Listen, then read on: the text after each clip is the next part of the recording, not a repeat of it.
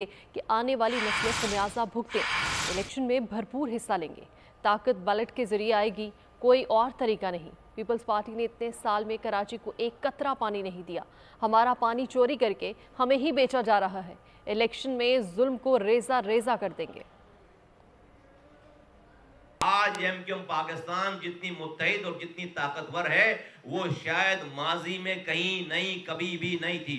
आज इसके फैसले यहाँ हो रहे हैं। कोई फोन कॉल पर हमें फैसले डिक्टेट कराने का मिजाज नहीं है या वो नॉर्मल नहीं है।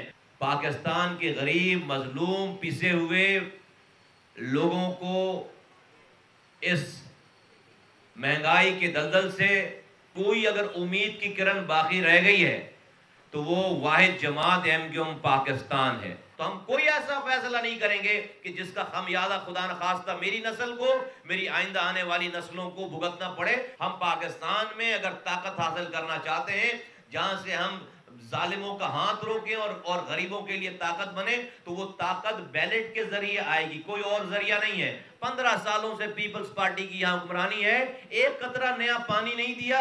जो पानी हमारी लाइनों में 15 साल पहले इनकी हुक्मरानी से पहले आता था, उन लाइनों पे भी पानी हाइड्रेंट बनाकर हमारा ही पानी चोरी करके अरबों रुपए का पानी हमें ही बेचते हैं। इंसदाद दहशत